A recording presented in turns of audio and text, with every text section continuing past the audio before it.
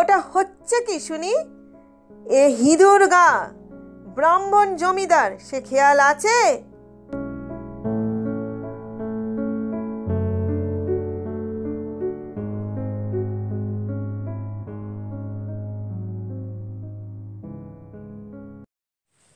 নমস্কার, তনুর গল্প সম্ভারে আমি তনুশ্রী তোমাদের আবারও স্বাগত জানাই।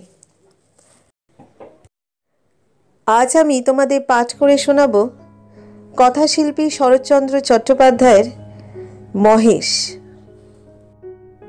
গল্পটি শোনাবার আগে তোমাদের কাছে আমার একটা আবদার রয়েছে।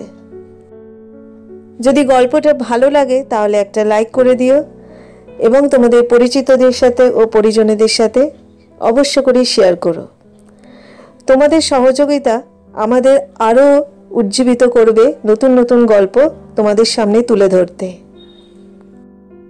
যদি খুব খুব ভালো লাগে গল্পটা শুনতে তাহলে একটা সাবস্ক্রাইব করে দিও এবং পাশে থাকা বেল আইকনটি প্রেস করে দিও, যাতে পরবর্তী গল্পের সমস্ত নোটিফিকেশন সবার আগে তোমাদের কাছে পৌঁছয়। তাহলে শুরু করছি আমার আজকের নিবেদন, কথাশিল্পী শরৎচন্দ্র চট্টোপাধ্যায়ের যে ছোট গল্প মহেশ। কাশীপুর গ্রাম ছোট, জমিদার আরও ছোট, তবু দাপটে তার প্রজারা টু শব্দটি করিতে পারে না, এমনই প্রতাপ। ছোট ছেলের জন্মতিথি পূজা। পূজা সারিয়া তর্করত্ন দ্বিপ্রহর বেলায় বাটি ফিরিতেছিলেন। বৈশাখ শেষ হইয়া আসে, কিন্তু মেঘের ছায়াটুকু কোথাও নাই।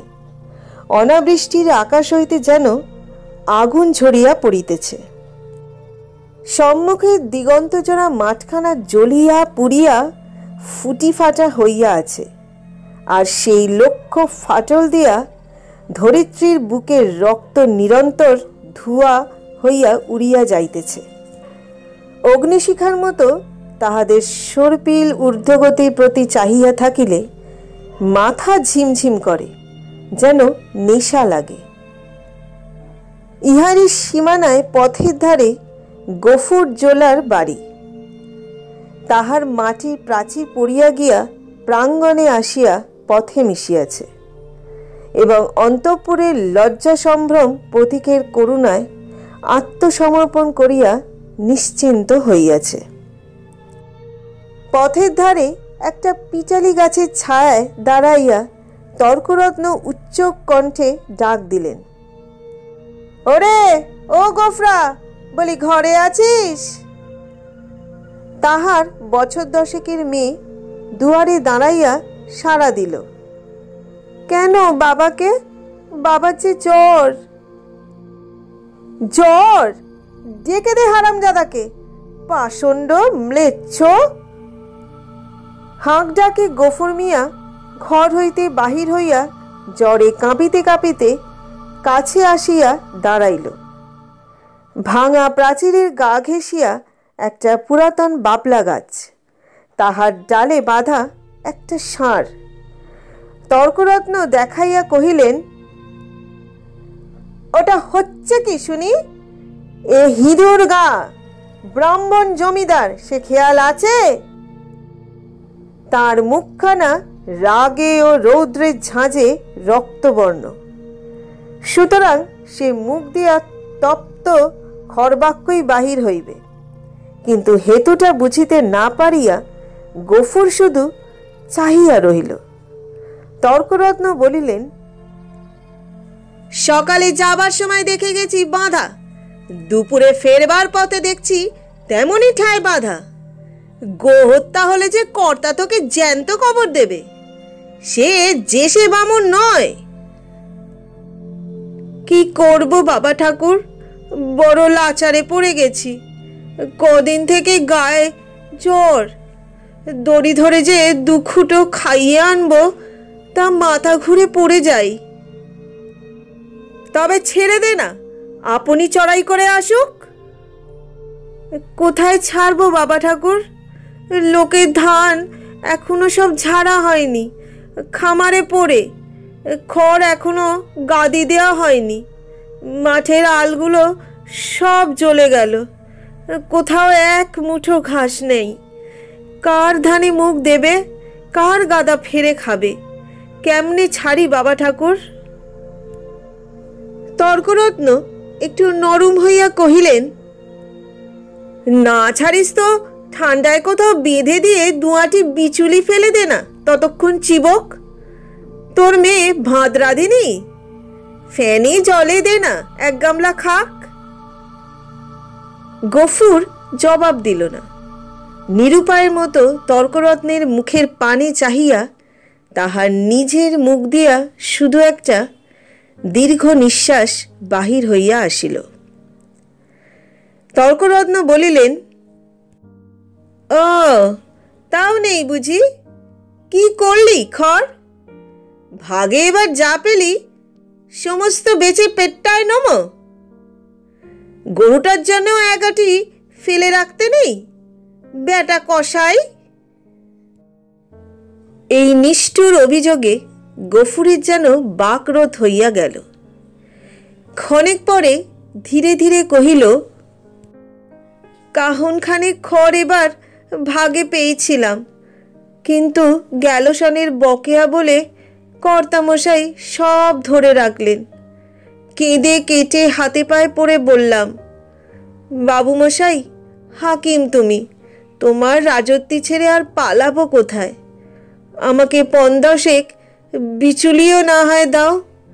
চালে খড় নেই, একখানি ঘর, বাপ বেটিতে থাকি, তাও না হয় তালপাতার গোজা গাজা দিয়ে এই বর্ষাটা কাটিয়ে দেব, কিন্তু না খেতে পেয়ে আমার মহেশ মরে যাবে।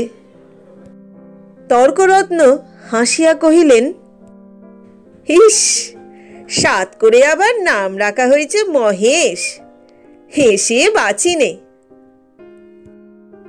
কিন্তু এ বিদ্রূপ গফুরের কানে গেল না। সে বলিতে লাগিল, কিন্তু হাকিমের দয়া হলো না। মাস দুয়েক খোরাকের মতো ধান দুটি আমাদের দিলেন, কিন্তু বেবাক খড় সরকারে গাদা হয়ে গেল, ও আমার কুটোটি পেলে না। বলিতে বলিতে কণ্ঠস্বর তাহার অশ্রুভারে ভারী হইয়া উঠিল।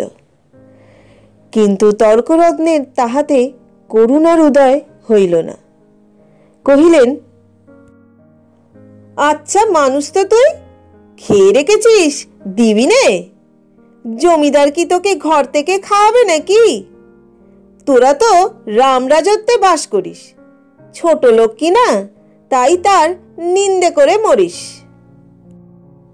গফুর লজ্জিত হইয়া বলিল, নিন্দে করব কেন বাবা ঠাকুর? নিন্দে তার আমরা করি নে, কিন্তু কোথা থেকে দিই বলো তো? বিঘে চারেক জমি ভাগে করি, কিন্তু উপরে উপরে দূষণ অজন্মা। মাঠের ধান মাঠেই শুকিয়ে গেল, বাপ বেটিতে দুবেলা দুটো পেট ভরে খেতে পর্যন্ত পাইনে। ঘরের পানি চেয়ে দেখো, বৃষ্টি বাদলে মেয়েটিকে নিয়ে কোণে বসে রাত কাটাই, পা ছড়িয়া শোবার ঠাঁই মেলে না। মহেশকে একবার তাকিয়ে দেখো, পাঁজরা গোনা যাচ্ছে। দাও না ঠাকুর মশাই কাহন 2 ধার, গরুটাকে 2 দিন পেট পুরে খেতে দিই। বলিতে বলিতেই সে ধপ করিয়া ব্রাহ্মণের পায়ের কাছে বসিয়া পড়িল। তর্করত্ন ধীরবৎ 2 পা পিছাইয়া গিয়া কহিলেন, মর, ছুঁয়ে পড়বি নাকি? না বাবা ঠাকুর, ছোবো কেন? ছোবো না, কিন্তু দাও এবার আমাকে কাহন 2 খড়। তোমার 4 গাদা সেদিন দেখে এসেছি, এ কটি দিলে তুমি টেরও পাবে না। আমরা না খেয়ে মরি, খেতে নেই, কিন্তু ও আমার অবলা জীব, কথা বলতে পারে না, শুধু চেয়ে থাকে আর চোখ দিয়ে জল পড়ে। তর্করত্ন কহিল, ধার নিবি, শুধবি কি করে শুনি? গফুর আশান্বিত হইয়া ব্যগ্রস্বরে বলিয়া উঠিল, যেমন করে পারি শুধবো বাবা ঠাকুর, তোমাকে ফাঁকি দেব না। তর্করত্ন মুখে এক প্রকার শব্দ করিয়া গফুরের ব্যাকুল কণ্ঠের অনুকরণ করিয়া কহিলেন, ফাঁকি দেব না, যেমন করে পারিস শুধব। রসিক নাগর, যা যা সর, পথ ছাড়, ঘরে যাই, বেলা হয়ে গেল। এই বলিয়া তিনি একটু মুচকিয়া হাসিয়া পা বাড়াইয়া সহসা সভয়ে পিছাইয়া গিয়া সক্রোধে বলিয়া উঠিলেন, মর, সিংনেরে আসে যে, গুঁতবে নাকি? গফুর উঠিয়া দাঁড়াইল। ঠাকুরের হাতে ফল মূল ও ভিজা চালের পুঁটুলি ছিল। সেইটি দেখাইয়া কহিল, গন্ধ পেয়েছে বাবা ঠাকুর, এক মুঠো খেতে চায়। খেতে চায়? তা বটে, যেমন চাষা আর তেমনই বলদ। খড় জোটে না, চাল কলা খাওয়া চাই। নে নে, পথ থেকে সরিয়ে বাঁধ। যে সিং কোন দিন দেখছি কাকে খুন করবে। এই বলিয়া তর্করত্ন পাশ কাটাইয়া হনহন করিয়া চলিয়া গেলেন। গফুর সেদিক হইতে দৃষ্টি ফিরাইয়া ক্ষণকাল স্তব্ধ হইয়া মহেশের মুখের দিকে চাহিয়া রইল। তাহার নিবিড় গভীর কালো চোখ দুটি বেদনা ও ক্ষুধায় ভরা। কহিল, তোকে দিলে না এক মুঠো? ওদের অনেক আছে, তবু দেয় না। না দিগ্গে। তাহার গলা বুঝিয়া আসিল। তারপরে চোখ দিয়া টপ টপ করিয়া জল পড়িতে লাগিল। কাছে আসিয়া নীরবে ধীরে ধীরে তাহার গলায়, মাথায়, পিঠে হাত বুলাইয়া দিতে দিতে চুপি চুপি বলিতে লাগিল, মহেশ, তুই আমার ছেলে। তুই আমাদের 8 সন প্রতিপালন করে বুড়ো হয়েছিস। তোকে আমি পেট পুরে খেতে দিতে পারি নে, কিন্তু তুই তো জানিস তোকে আমি কত ভালোবাসি। মহেশ প্রত্যুত্তরে শুধু গলা বাড়াইয়া আরামে চোখ বুজিয়া রহিল। গফুর চোখের জল গরুটার পিঠের ওপর রগড়াইয়া মুছিয়া ফেলিয়া তেমনি অস্ফুটে কহিতে লাগিল, জমিদার তোর মুখের খাবার কেড়ে নিলে। শ্মশান ধারে গায়ের যে গোচরটুকু ছিল, তাও পয়সার লোভে জমা বিলি করে দিলে। এই দুর্বৎসরে তোকে কেমন করে বাঁচিয়ে রাখি বল? ছেড়ে দিলে তুই পরের গাদা ফিরে খাবি, মানুষের কলা গাছে মুখ দিবি। তোকে নিয়ে আমি কি করি? গায়ে আর তোর জোর নেই। দেশের কেউ তোকে চায় না। লোকে বলে তোকে গোহাটায় বেচে ফেলতে। কথাটা মনে মনে উচ্চারণ করিয়াই আবার তাহার 2 চোখ বাহিয়া টপ টপ করিয়া জল পড়িতে লাগিল। হাত দিয়া মুছিয়া ফেলিয়া গফুর একবার এদিকে ওদিকে চাহিল। তারপরে ভাঙা ঘরের পিছন হইতে কতকটা পুরানো বিবর্ণ খড় আনিয়া মহেশের মুখের কাছে রাখিয়া দিয়া আস্তে আস্তে কহিল, নে, শিগগির করে একটু খেয়ে নে বাবা, দেরি হলে আবার। বাবা। কেন মা? ভাত খাবে, এসো। এই বলিয়া আমিনা ঘর হইতে দুয়ারে আসিয়া দাঁড়াইল। এক মুহূর্তে চাহিয়া থাকিয়া কহিল, মহেশকে আবার চাল ফেরে খড় দিয়েছ বাবা? ঠিক এই ভয়ই সে করিতেছিল। লজ্জিত হইয়া বলিল, পুরনো পচা খড় মা, আপনি ঝরে যাচ্ছিল। আমি যে ভেতর থেকে শুনতে পেলাম বাবা, তুমি টেনে বার করছো। না মা, ঠিক টেনে নয় বটে, কিন্তু দেয়ালটা যে পড়ে যাবে বাবা। গফুর চুপ করিয়া রহিল। একটিমাত্র ঘর ছাড়া যে আর সবই গেছে, এবং এমন ধারা করিলে আগামী বর্ষায় ইহাও টিকিবে না। এ কথা তাহার নিজের চেয়ে আর কে বেশি জানে? অথচ এই উপায় বা কটা দিন চলে? মেয়ে কহিল, হাত ধুয়ে খাবে এসো বাবা, আমি বেড়ে দিয়েছি। গফুর কহিল, ফ্যানটুকু দে তো মা, একেবারে খাইয়ে দিয়ে যাই। ফ্যান যে আজ নেই বাবা, হাঁড়িতেই মরে গেছে। নেই? দুঃখের দিনে এটুকুও যে নষ্ট করা যায় না, এই 10 বছরের মেয়েটাও তাহা বুঝিয়াছে। হাত ধুইয়া সে ঘরের মধ্যে গিয়া দাঁড়াইল। একটা পিতলের থালায় পিতার সাকান্ন সাজাইয়া দিয়া কন্যা নিজের জন্য একখানি মাটির সাঙ্কিতে ভাত বাড়িয়া লইয়াছে। চাহিয়া চাহিয়া গফুর আস্তে আস্তে কহিল, আমি না, আমার গায়ে যে আবার শীত করে মা, জ্বর গায়ে কি খাওয়া ভালো? আমি না উদ্বিগ্ন মুখে কহিল, কিন্তু তখন যে বললে বড় খিদে পেয়েছে। তখন হয়তো জ্বর ছিল না মা। তাহলে তুলে রেখে দিই, সাঁঝের বেলা খেয়েও।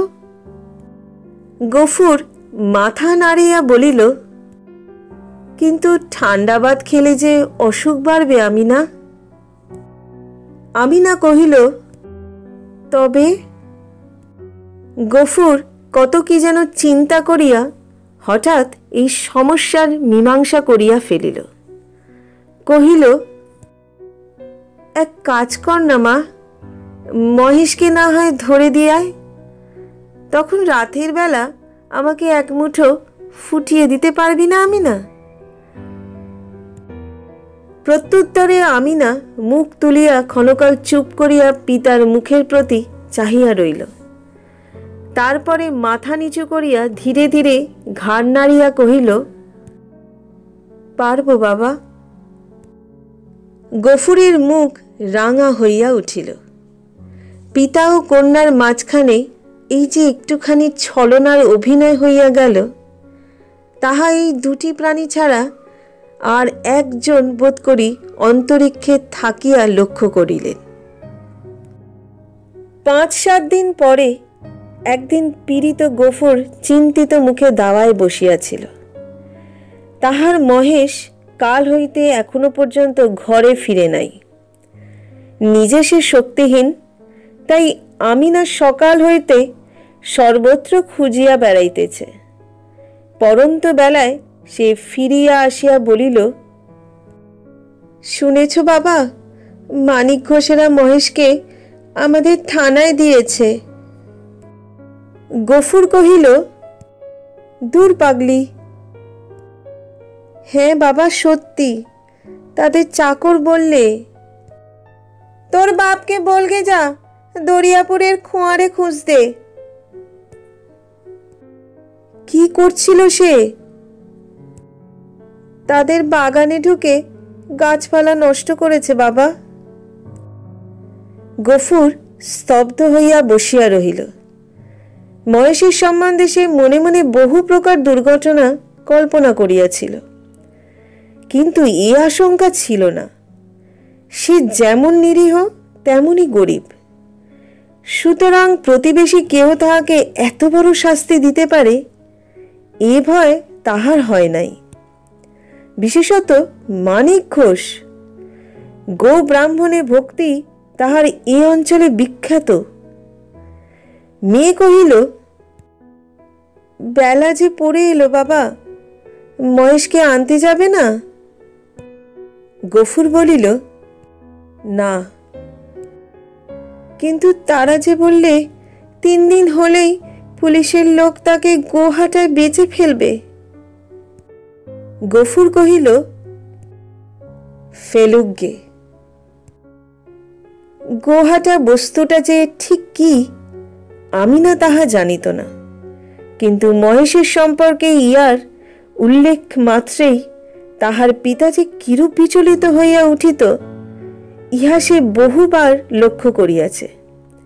কিন্তু আজ সে আর কোনো কথা না কহিয়া আস্তে আস্তে চলিয়া গেল। রাত্রের অন্ধকারে লুকাইয়া গফুর বংশীর দোকানে আসিয়া কহিল, খুড়ো, একটা টাকা দিতে হবে। এই বলিয়া সে তাহার পিতলের থালাটি বসিবার মাচার নিচে রাখিয়া দিল। এই বস্তুটির ওজন ইত্যাদি বংশীর সুপরিচিত। বছর দুয়ের মধ্যে সে বার পাঁচে গিয়াকে বন্ধক রাখিয়া একটি করিয়া টাকা দিয়াছে, অতএব আজও আপত্তি করিল না। পরদিন যথাস্থানে আবার মহেশকে দেখা গেল। সেই বাবলাতলা, সেই দড়ি, সেই খুঁটা, সেই তৃণহীন শূন্য আধার, সেই ক্ষুধাতুর কালো চোখের সজল উৎসুক দৃষ্টি।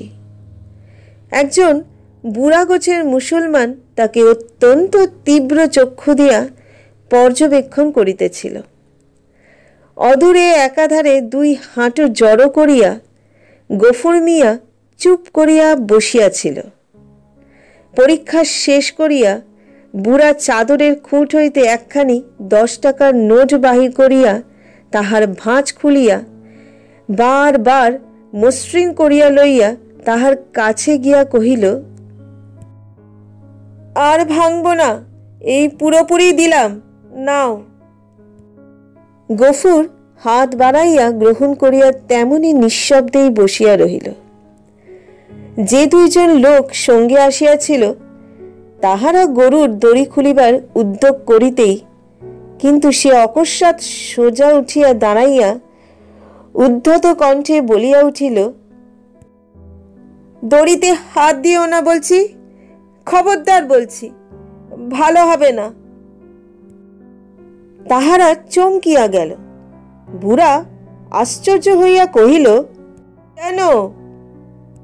গফুর তেমনি রাগিয়া জবাব দিল, কেন আবার কি? আমার জিনিস আমি বেচব না, আমার খুশি। এই বলিয়া সে নোটখানা ছুঁড়িয়া ফেলিয়া দিল। তাহারা কহিল, কাল পথে আসতে বায়না নিয়ে এলি যে, এই নাও না তোমাদের বায়না ফিরিয়ে। এই বলিয়া সে ট্যাক হইতে 2 টাকা বাহির করিয়া ঝনৎ করিয়া ফেলিয়া দিল। একটা কলহ বাঁধিবার উপক্রম হয় দেখিয়া বুড়া হাসিয়া ধীরভাবে কহিল, ও, চাপ দিয়া আরো 2 টাকা বেশি নেবে, এই তো? দাও হে, পানি খেতে ওর মেয়ের হাতে 2 টাকা দাও, কেমন, এই না? না, কিন্তু এর বেশি কেউ একটা আদলা দেবে না, তা জানো? গফুর সজোরে মাথা নাড়িয়া কহিল, না। বুড়া বিরক্ত হইল, কহিল, না তো কি, চামড়াটাই যে দাম বিকবে, নইলে মাল আর আছে কি? তবা তবা। গফুরের মুখ দিয়া হঠাৎ একটা বিশ্রী কটু কথা বাহির হইয়া গেল এবং পরক্ষণেই সে ছুটিয়া গিয়া নিজের ঘরে ঢুকিয়া চিৎকার করিয়া শাসাইতে লাগিল যে তাহারা যদি অবিলম্বে গ্রাম ছাড়িয়া না যায় তো জমিদারের লোক ডাকিয়া জুতা পেটা করিয়া ছাড়িবে। হাঙ্গামা দেখিয়া লোকগুলা চলিয়া গেল, কিন্তু কিছুক্ষণেই জমিদারের সদর হইতে তাহার ডাক পড়িল। গফুর বুঝিল এ কথা কর্তার কানে গিয়াছে। সদরে ভদ্র অভদ্র অনেকগুলি ব্যক্তি বসিয়াছিল। শিবুবাবু চোখ রাঙা করিয়া কহিলেন, গফরা, তোকে যে আমি কি সাজা দেব ভেবে পাইনে, কোথায় বাস করে আছিস জানিস? গফুর হাত জোর করিয়া কহিল, জানি আমরা খেতে পাইনে, নইলে আজ আপনি যা জরিমানা করতেন আমি না করতাম না। সকলেই বিস্মিত হলো। এই লোকটাকে জেদি এবং বদমেজাজি বলিয়াই তাহারা জানিত। সে কাঁদো কাঁদো হইয়া কহিল, এমন কাজ আর কখনো করব না কর্তা। এই বলিয়া সে নিজের 2 হাত দিয়া নিজের 2 কান মলিল এবং প্রাঙ্গণের একদিক হইতে আরেক দিক পর্যন্ত নাক্ষত দিয়া উঠিয়া দাঁড়াইল। শিবুবাবু সদয় কণ্ঠে কহিলেন, আচ্ছা, যা যা হয়েছে আর কখনো এইসব মতি বুদ্ধি করিস নে। বিবরণ শুনিয়া সকলেই কণ্ঠকিত হইয়া উঠিলেন এবং এ মহাপাতক যে শুধু কর্তার পূর্ণ প্রভাবে ও শাসন ভয়ে নিবারিত হইয়াছে সে বিষয়ে কাহারও সংশয় মাত্র রহিল না। তর্করত্ন উপস্থিত ছিলেন। তিনি গো শব্দের শাস্ত্রীয় ব্যাখ্যা করিলেন এবং যে জন্য এই ধর্মজ্ঞানহীন ম্লেচ্ছ জাতিকে গ্রামে সীমানায় বসবাস করিতে দেয়া নিষিদ্ধ তাহা প্রকাশ করিয়া সকলেই জ্ঞাননেত্র বিকশিত করিয়া দিলেন। গফুর একটা কথার জবাব দিল না। যথার্থ প্রাপ্য মনে করিয়া অপমান ও সকল তিরস্কার সবিনয়ে মাথা পাতিয়া লইয়া প্রসন্ন চিত্তে ঘরে ফিরিয়া আসিল।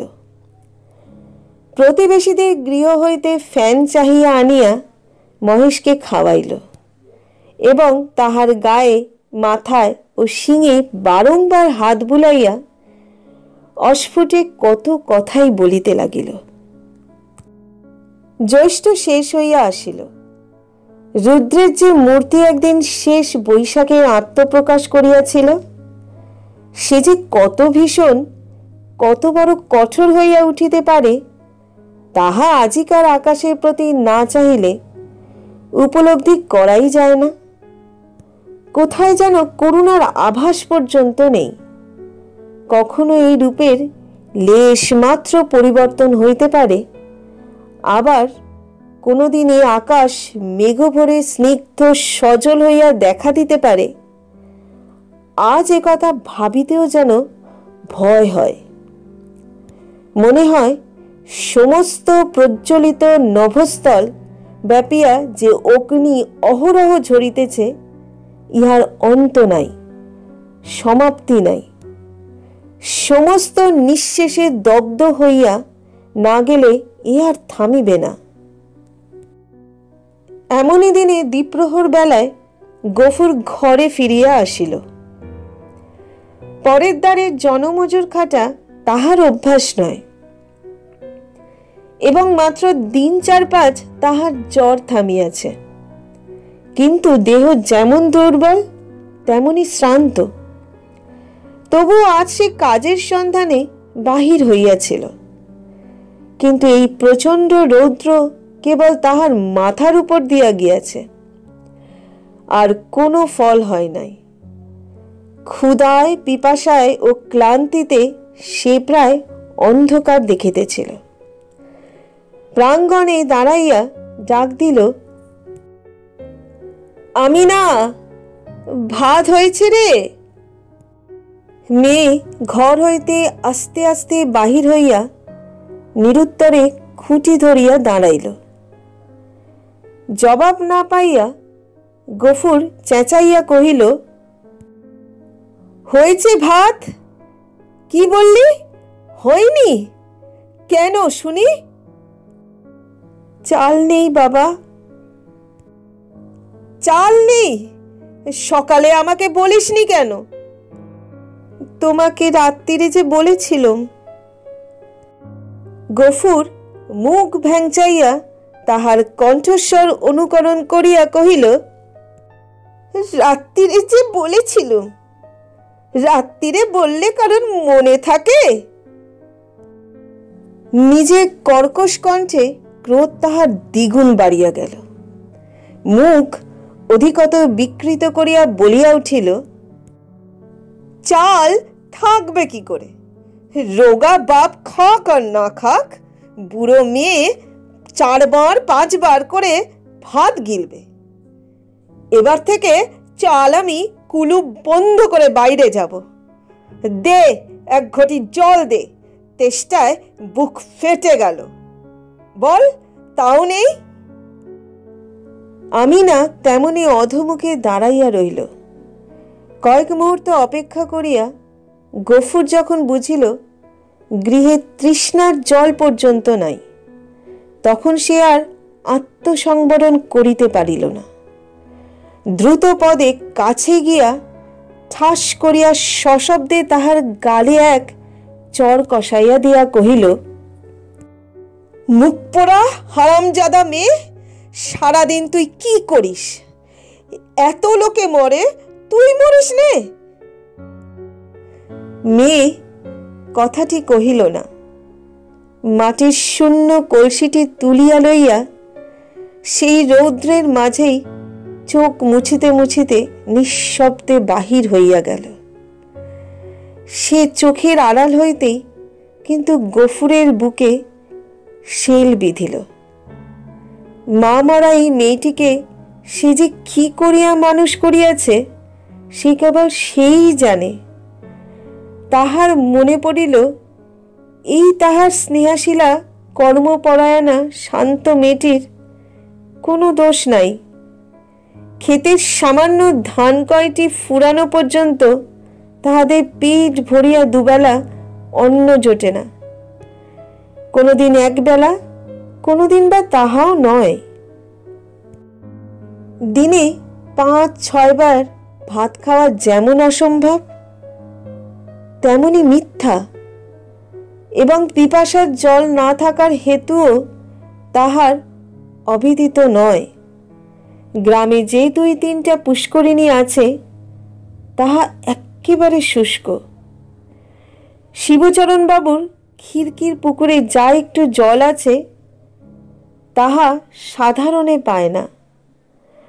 অন্যান্য জলাশয়ের মাঝখানে 2-1টা গর্ত খুঁড়িয়া যাহা কিছু জল সঞ্চিত হয় তাহাতে যেমন কারি কারি তেমনই ভিড়। বিশেষত মুসলমান বলিয়া এই ছোট মেয়েটা তো কাছেই ঘেঁষিতে পারে না। ঘণ্টার পর ঘণ্টা দূরে দাঁড়াইয়া বহু অনুনয় বিনয়ে কেহ দয়া করিয়া যদি তাহার পাত্রে ঢালিয়া দেয় সেইটুকুই সে ঘরে আনে। এ সমস্তই সে জানে। হয়তো আজ জল ছিল না, কিংবা কারাকারির মাঝখানে কেহ মেয়েকে তাহার কৃপা করিবার অবসর পায় নাই। এমনই কিছু একটা হইয়া থাকিবে নিশ্চয়ই বুঝিয়া তাহার নিজের চোখেও জল ভরিয়া আসিল। এমনই সময় জমিদারের পিয়াদা যমদূতের ন্যায় আসিয়া প্রাঙ্গণে দাঁড়াইল। চিৎকার করিয়া ডাকিল, গফরা, ঘরে আছিস? গফুর তিক্ত কণ্ঠে সাড়া দিয়া কহিল, আছি। কেন? বাবু মশাই ডাকছেন, আয়। গফুর কহিল, আমার খাওয়া দাওয়া হয়নি, পরে যাব। এত বড় স্পর্ধা পিয়াদার সহ্য হইল না। সে কুৎসিত একটা সম্বোধন করিয়া কহিল, বাবুর হুকুম জুতো মারতে মারতে টেনে নিয়ে যেতে। গফুর দ্বিতীয়বার আত্মবিস্মৃত হইল। সেও একটা দুর্বাক্য উচ্চারণ করিয়া কহিল, মহারানীর রাজত্বে কেউ কারোর গোলাম নয়, খাজনা দিয়ে বাস করি, আমি যাব না। কিন্তু সংসারে অত ক্ষুদ্রের অত বড় দোহাই দেয়া শুধু বিফল নয়, বিপদের কারণ। রক্ষা এই যে অত ক্ষীণ কণ্ঠ অত বড় কানে গিয়া পৌঁছায় না। না হইলে তাহার মুখের অন্ন ও চোখের নিদ্রা 2 ঘুচিয়া যাইত। তাহার পরে কি ঘটিল বিস্তারিত করিয়া বলার প্রয়োজন নাই। কিন্তু ঘণ্টাখানেক পরে যখন সে জমিদারের সদর হইতে ফিরিয়া ঘরে গিয়া নিঃশব্দে শুইয়া পড়িল, তখন তাহার চোখ মুখ ফুলিয়া উঠিয়াছে। তাহার এত বড় শাস্তির হেতু প্রধানত মহেশ। গফুর বাটি হইতে বাহির হইবার পরে সেও দড়ি ছিঁড়িয়া বাহির হইয়া পড়ে এবং জমিদারের প্রাঙ্গণে ঢুকিয়া ফুল গাছ খাইয়াছে, ধান শুকাইতেছিল তাহা ফেলিয়া ছড়াইয়া নষ্ট করিয়াছে। পরিশেষে ধরিবার উপক্রম করায় বাবুর ছোট মেয়েকে ফেলিয়া দিয়া পলায়ন করিয়াছে। এইরূপ ঘটনা এই প্রথম নয়, ইতিপূর্বেও ঘটিয়াছে। শুধু গরিব বলিয়াই তাহাকে মাপ করা হইয়াছিল। পূর্বের মতো এবারও সে আসিয়া হাতে পায়ে পড়িলে হয়তো ক্ষমা করা হইত, কিন্তু সে যে কর দিয়া বাস করে বলিয়া কাহারও গোলাম নয় বলিয়া প্রকাশ করিয়াছে। প্রজার মুখের এত বড় স্পর্ধা জমিদার হইয়া শিবচরণবাবু কোনো মতেই সহ্য করিতে পারেন নাই।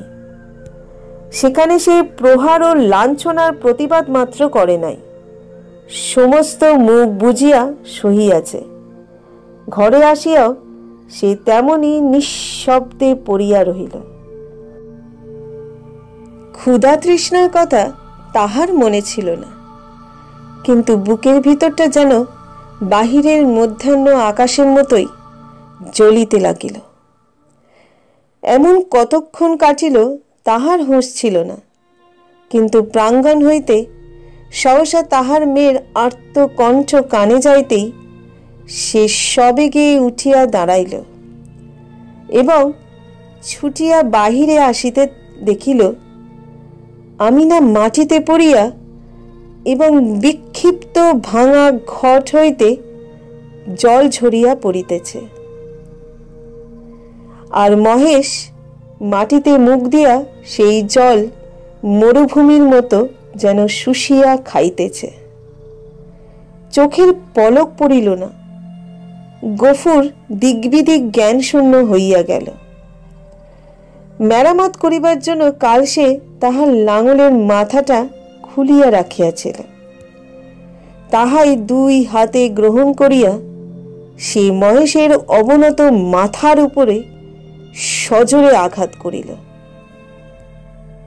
একটি বার মাত্র মহেশ মুখ তুলিবার চেষ্টা করিল, তাহার পরেই তাহার অনাহার ক্লিষ্ট শীর্ণ দেহ ভূমিতলে লুটাইয়া পড়িল। চোখের কোণ বাইয়া কয়েক বিন্দু অশ্রু ও কান বাইয়া ফোঁটা কয়েক রক্ত গড়াইয়া পড়িল। বার দুই সমস্ত শরীরটা তাহার থরথর করিয়া কাঁপিয়া উঠিল। তারপরে সম্মুখ ও পশ্চাতের পা দুটো তাহার যতদূর যায় প্রসারিত করিয়া দিয়া মহেশ শেষ নিঃশ্বাস ত্যাগ করিল। আমিনা কাঁদিয়া উঠিয়া বলিল, কি করলে বাবা? আমাদের মহেশ যে মরে গেল। গফুর নড়িল না, জবাবও দিল না। শুধু নির্নিমেষ চক্ষে আর একজোড়া নিমেষহীন গভীর কালো চক্ষের পানে চাহিয়া পাথরের মতো নিশ্চল হইয়া রহিল। ঘণ্টা দুয়ের মধ্যে সংবাদ পাইয়া গ্রামান্তের মুচির দল আসিয়া জুটিল। তাহারা বাঁশে বাঁধিয়া মহেশকে ভাগাড়ে লইয়া চলিল। তাহাদের হাতে ধারালো চকচকে ছুরি দেখিয়া গফুর শিহরিয়া চক্ষু মুদিল, কিন্তু একটা কথাও কহিল না। পাড়ার লোকে কহিল, তর্করত্নের কাছে ব্যবস্থা নিতে জমিদার লোক পাঠিয়েছেন। প্রাচীর তীরের খরচ জোগাতে এবার তোকে না ভিটে বেচতে হয়। গফুর এই সকল কথার উত্তর দিল না। দুই হাঁটুর ওপর মুখ রাখিয়া ঠায় বসিয়া রইল। অনেক রাত্রে গফুর মেয়েকে তুলিয়া কহিল, আমি না, চল আমরা যাই। সে দাওয়ায় ঘুমাইয়া পড়িয়াছিল। চোখ মুছিয়া উঠিয়া বসিয়া কহিল, কোথায় বাবা? গফুর কহিল, ফুলবেড়ের চটকলে কাজ করতে। মেয়ে আশ্চর্য হইয়া চাহিয়া রইল। ইতিপূর্বে অনেক দুঃখেও পিতা তাহার কলে কাজ করিতে রাজি হয় নাই। সেখানে ধর্ম থাকে না, মেয়েদের ইজ্জত আবরু থাকে না, এ কথা সে বহুবার শুনিয়াছে। গফুর কহিল, দেরি করিস নে মা, চল, অনেক পথ হাঁটতে হবে। আমি না জল খাইবার ঘটি ও পিতার ভাত খাইবার পিতলের থালাটির সঙ্গে লইতেছিল। গফুর নিষেধ করিল, ওসব থাক মা, ওতে আমার মহেশের প্রাচীত্তির হবে। অন্ধকার গভীর নিশীতে সে মেয়ের হাত ধরিয়া বাহির হইল। এ গ্রামে আত্মীয় কেহ তাহার ছিল না, কাহাকেও বলিবার কিছু নাই। আঙিনা পার হইয়া পথের ধারে সেই বাবলা তলায় আসিয়া সে থমকিয়া দাঁড়াইয়া সহসা হুহু করিয়া কাঁদিয়া উঠিল। নক্ষত্র খচিত কালো আকাশে মুখ তুলিয়া বলিল, আল্লাহ, আমাকে যত খুশি সাজা দিও, কিন্তু মহেশ আমার তেষ্টা নিয়ে মরেছে। তার চরে খাবার এতটুকু জমি কেউ রাখিনি। যে তোমার দেয়া মাঠের ঘাস, তোমার দেয়া তেষ্টার জল তাকে খেতে দেয়নি। তার কসুর তুমি যেন কখনো মাপ করো না।